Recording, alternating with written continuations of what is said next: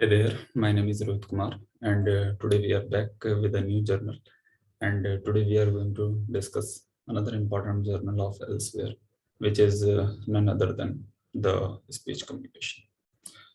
So, moving to the speech communication homepage, here you can see that it is the homepage which shows the basic detailing and almost every metric that is related to the key specification of this particular journal. So here you can find that it is a publication of the European Association for Signal Processing, EUROSIP, and the International Speech Communication Association, ISC. So in other terms, if I want to say that at the homepage only of some of the journals, if the publisher allows, you can find the related communities or the associations also. And if you Google or find the kind of details on YouTube or any kind of collaborative platform where you do get in touch with the related researcher scientists, then I think it is a better chance to exchange your ideas to have a kind of understanding where you can have the kind of future research possibilities for your career. Okay, so let's move on. So here we have two kind of publishing options, open access and subscription based as usual. Then the guide for authors, tracking your paper and the ordering the journals, links are available. Then here it is shown the impact factor of the journal is 2.017. People might think that it's low, but when I show you its H index, then you will really get surprised. Okay. So impact factor only is not the thing that you can judge the quality of a particular journal based on this particular factor only. Okay. Then it ranks 14 out of 32. So as you can see that despite being the 2.017 impact factor journal, it stands out at 14th place out of 32. Okay, so it doesn't matter that all the 32 below are having the low impact factor only, means all the other remaining 18 journals are having only the kind of below its impact factor only. It's not like that, and it is in the category of acoustics. Okay, so signal processing, speech processing, kind of related to the acoustic category. So we'll discuss that what is the H index of this particular journal later, but let's move on right now. So with this journal indexed in 21 international databases, here you can see the number of international databases in which this particular journal is listed is quite high, which is 21. Normally, if I remember correctly, FGCS, JNCS, even your ad hoc network is not listed in these many international journals. So here you can see the reach is quite wide. Then you move on to the editorial board. Here you can see that editorial board information is given over here. So let's see in detail here. So we do find from USA 17 editorial board members. France represents 7. Then United Kingdom means Great Britain, that also is known as. So it sends 5 of the editorial board members. Then the China 3, Germany 3, Japan 3, Belgium 2, Netherlands 2, Switzerland 2, and so on. Okay, so in this way you can see the different region-wise representation of board members. Then moving back, and here I think 1 minute. Yes, so here it is not going back. Yes, okay, let's leave it. So here, if you want to have the detailed information which particular university the board members belong to, then you can drag down, you can have the related information. Then you can go to the Google Scholar. There you can have the additional information, the peer group information where the associated other authors are also present. Their related works, what are the current research trends they are focusing on, etc. Everything you can find. Okay, so in this way you can get associated with different people. If you want to see the articles, then you can click over here, else you can submit your paper also from here. Now moving backward, here you can see that at the home page, different matrices are available here. So site score is 4.8, but is fair enough. Then the impact factor is 2.017, acceptance rate is 21%, which is a bit high in comparison to FGCS, JNCS, but still not very high. So your paper should have a bit of quality at least, okay, if you want to get published into this particular journal. So it is only the 1/5 of the total number of papers submitted. Then the top readership comes from China, US, and Great Britain. Surprisingly, India is not among top three readership countries. So obviously, you can imagine from this particular metric only that in India, the research is not heavily focused in speech communication, or at least through the matrices of this particular journal, we can conclude that India is not focusing on publishing or reading from this particular journal. Okay, then reading time is 1.9 weeks on average.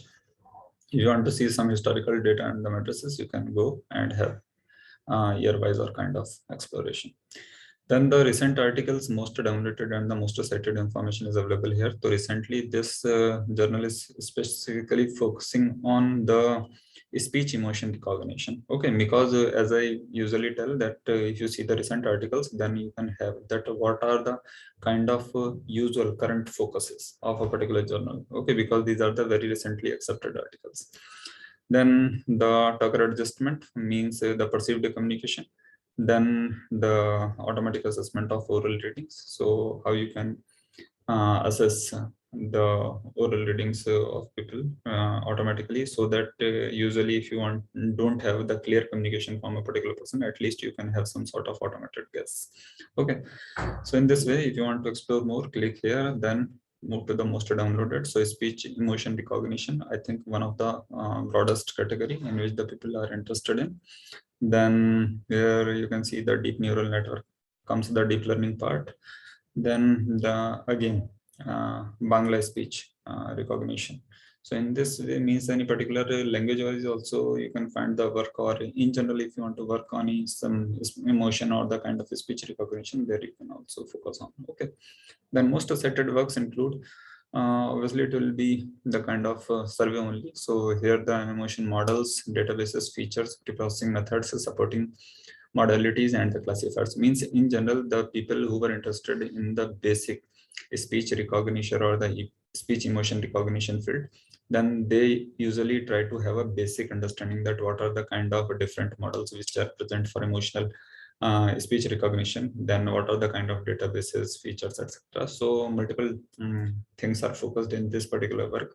So as you can see, it is one of the most cited work. Then the deep learning for minimum mean square error approaches to speech enhancement, because usually we do see that in many of the videos or the audios we see or do find this issue that the speech quality is not so good, and many times our sensors or the kind of cameras are not so good to capture the voice quality accurately. So in that way, how you can enhance the quality of audio in a particular video or audio by using some sort of automated system. So here deep learning based means some priorly trained model based features and priorly trained models based learning you have incorporated into a particular model, where you can have the kind of approach to enhance the speech that is kind of damaged in the previously recorded system. Then end-to-end acoustic modeling using convolutional neural network. Okay, so again the convolutional neural network picture comes into the picture, and again you can relate it with the deep learning. So in this way, it means if you are related to speech or the kind of signal processing, then I think this sort of journal is very important for you. Coming down here, you find the special issues, Plumex matrices, and the open access articles. If you are interested, you can go and search. Okay, then most important thing, that what is the indexing. So as we have already seen at the homepage only, that more than 21 databases it is indexed in. So here it is. If you want to see the whole list, then click here, and here you find it. Okay, so you can see this page list, and here where is the main one, which is SCI. So here it is, Science Citation Index expanded. Okay, we are interested in this only. So if one thing, it is SCI. Second, it has a impact factor which is 2.01, and then we have the Q matrix. Okay, so we'll see the Q matrix later. Before that, we see that it offers two types of two types of publishing options. So you can see the comparison. Almost in last 5 years, every year they have some sort of open access options. but still, as you always see that it is the difference of subscription based and the open access is very large, and obviously it is quite usual because most of the authors don't have the kind of funding support. But one fact that it is rarely seen that every year you have the open access kind of options, so you can have kind of insight that this journal does accept the sort of open access papers if you have some sort of quality as well as the kind of funding availability outside.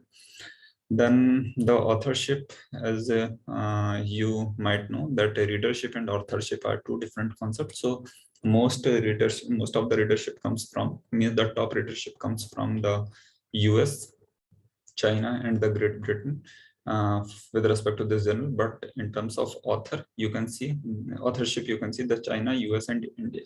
So I was wrong. Initially, I told that the top readership means based on the top readership only, I concluded that most of the Indian authors are not working or publishing with respect to this particular journal or this particular field. Then I was wrong. Here you can see that India places itself at third position, and obviously multiple authors are working in the field of speech communication. Okay, so these are the kind of different Venn diagrams. So here you can see through these bubbles that the USA, the India, and the China. So China bubble is the most larger one, and then this one, and then India one. So Australia, Japan, European countries, these are also included. Then in South America also, some of the places are there, and in Africa also. Okay, so in this way you can have the kind of geo specific positioning of different authors, and if you are interested in more details, then you can contact with the respective editorial board member also. Okay, and the author's resources with respect to the research and preparation, writing, submissions, and publication, and the mainly related data sets. Everything is available here, and some of the related links with respect to readers, authors, librarians, and the editors is always present in every Elsevier journal at the bottom of the homepage. Okay, moving upside, and let's close it now because it is almost done. And we have already seen the board members, we have seen the indexing also. Now coming to the Q matrix concept. So as I was discussing that usually you see that impact factor of most of the journal is very high or something like that, but their H index is not very good. With respect to this journal, it is quite opposite.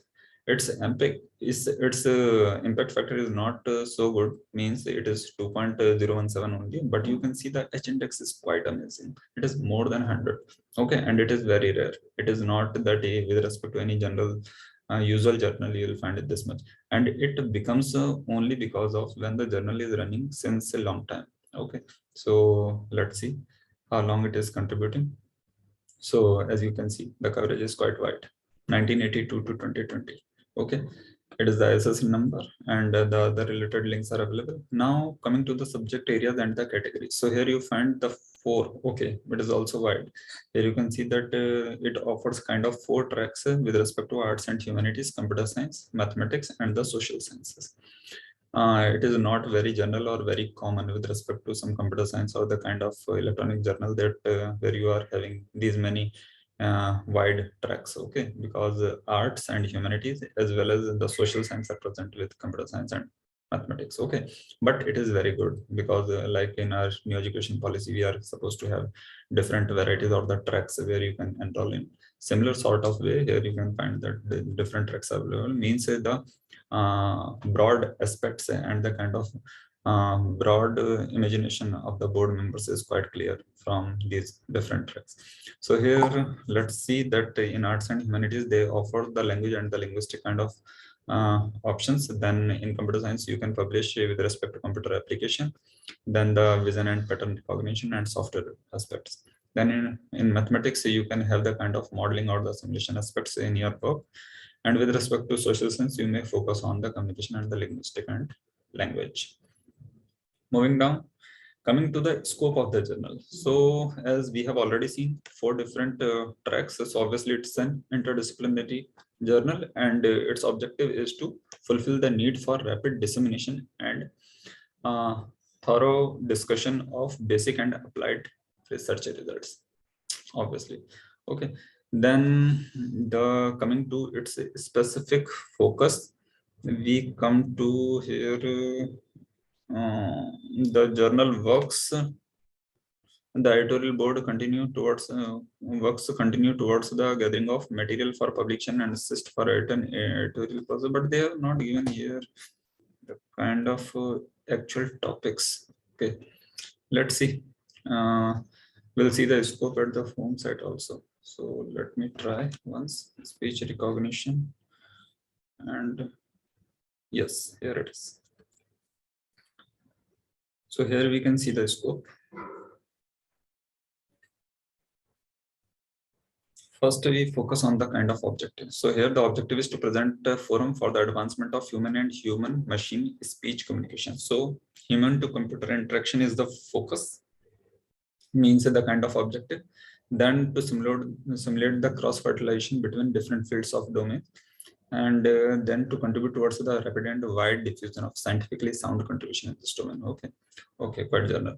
Then coming to the subject coverage. So here basic oral communication and dialogue, one kind of track, and here you have the modeling of production and perception processes, phonetics and phonology, then syntax, semantics and pragmatics of speech communication and cognitive aspects, then model and tools for language learning. So here you have the human language capabilities, acquisition and rehabilitation of spoken languages, then the hearing defects and aids, and the functional organization. Coming to the speech signal processing, here you have the analysis, coding, transmission, enhancement, and robustness to noise. Then the automatic speech communication. So here you have the oral dialogues, speech recognition, language identification, speaker recognition, etc. Okay. And then coming down to the development and evaluation, here you have the monolingual and the multilingual databases, assessment methodologies, market development, field experiments, etc. Then the multimodal human-computer interface. So using speech input output in combination with other modalities like gesture and handwriting. And lastly, the forensic speech science. So here you have the kind of forensic aspects with respect to the voice comparison. Then the forensic analysis of disputed utterance, speaker identification by ear witnesses. Okay, so in this way, you can see that ranging from forensic aspects to the multimodal aspects, development is the signal processing and the oral communication. Everything is almost included in the aim and scope of this particular journal. Okay, that's why you can see that why its H index is so powerful. Okay, despite being the very low impact factor. And it concludes the fact that people are limited who are working in the field of speech field, but still its application. It's because the citations are very good. That's why H-index is so powerful. So the impact factor is not so high, but still the H-index is very good. So despite being the less number of papers accepted in this particular domain, their wide application supports the H-index concept very well. So I think you must have understood that what is the kind of focus of this particular journal. Moving to the quartile concept again back, and here you have the different quartiles, as I told already, coming from four different tracks, the arts and humanities, computer science, and mathematics, and lastly the social sciences. So here you have the different subtracks. Here the communication, computer science application, computer vision and machine pattern recognition, language and linguistics and language, then modeling and simulation and software. You might be thinking that these two are similar, language and linguistics and language. But if you go up, then here you can see that here the language and linguistic focusing the art and humanitarian aspects, and here the linguistic and language focusing on the social sciences aspects. Okay, so in this way you can see that these are two different tracks, and these two tracks specifically are leading to the Q1 ranking. Okay, despite being two different tracks focuses, these two are contributing towards the Q1 ranking of this particular journal, and others are also performing well by being the Q2 metric. So if you want to find some another related journals, because the acceptance rate is 21%, which is not very high. So that's why it is possibility that your paper is not accepted in this particular journal. Then you can go into the publishing with the similar journals, which includes the EUROSIP journal on audio, speech and music, computer speech and language, IEEE ACM transaction on audio, speech and language, and the International Journal of Speech Technology. Okay, and there are some more. These are coming down. You can see the SGR graph here. It's a bit low in 2020. Then the total number of documents, again you can see that it is on down as of 2020 data. Then in with respect to last 2-year data, you can see that the research in this domain is not very good. Okay, it is down with respect to last 3 or 4 years. Okay, because nowadays people are more interested in video. But still, with respect to video also, you need to be concerned with the speech quality. But still, secondly, see here the total number of citations and the self-citation gap. It's quite wide, and it's very good news. Okay. Then the external citation and the citation per document is almost mapping because this gap is wide. Okay. So that is a very good thing that self-citation are minimum. And the international collaboration in 2019 were very good. And then 2020, you can see that it's came down, but just within a matter of 1 year, you can't judge the graph. So that's why you need to see the wider aspects. Then you can come on to this thing, non-citable documents. I think there might be some legal issues or some other things. So that's why the non-citable documents are 4 because of some compatibility issues or the legal issues. I think these non-citable documents are those kind of documents who don't fulfill the kind of requirement of the journal or the ethical guidelines of the journal. Then the uncited documents, because it means out of the citable documents which are cited, citable, out of citable which are cited and which are not. So you can see that 59 were not cited, because if you are publishing in a good journal, many times it happens that you published in a very good journal, but there is no guarantee that your work will come into limelight. That's why people do promote their work at different sorts of platforms. Okay, so you can see in 2020, 59 documents were not published. Oh, sorry, were not cited, but in cited category, we have 204 articles. Coming down, in short, if you want to say whether the speech communication is Q1 or not, because there are multiple tracks and we can see that there are different kind of quartile rankings for different tracks. Okay, so here, what is the final conclusion? So final verdict is that speech communication is a Q1 journal with respect to language and linguistic, and this widget shows you clearly that you can claim that your journal speech communication is a Q1 journal. Okay. So moving upside, I think we have covered most of the things. And if you want to discuss any other thing with me, or you have any sort of complaint with respect to this video, please comment down below. I will definitely look into and would love to learn from your comments. Okay. Additionally, coming to the closing of this video, I would like to discuss finally some of the research focuses, means which are the kind of actual research domains where you can focus on if you are interested in this particular journal or this particular domain of speech communication. So first research domain is acoustics. Okay. Secondly, the artificial neural network, because we have seen that many of the even the most downloaded, most cited articles have used the concepts of convolution neural networks and the deep learning kind of concepts. Okay. Thirdly, the social linguistics concepts, means higher languages interacting and helping a particular society to groom and sort of concepts. Then the kind of computer graphics, machine learning, Fourier analysis, linguistic anthropology, then the sound recording and reproduction, singing, audiology, then information theory, and the philosophy of perception. That is very good, because if you are speaking something, then your kind of philosophy of perception that heavily impacts your speech. Okay. Then wireless networks, because ultimately you are going to communicate through networks. So these are kind of different domains or which are going to relate to your research in some way. Okay, I'm not going to say that being a speech student, you have to work in networking domain. No, networking is not your field, but definitely you are going to use some network if you are going to communicate your speech, or you are going to have a kind of dialogue with some other party. Okay. So these are some kind of domains, means not exactly research domains. These are kind of interdisciplinary domains which are going to offer some kind of services, or going to offer some kind of fundamental aspects related to your research. Okay. Then what are the keywords with respect to these domains, or with respect to this particular speech communication field? Okay.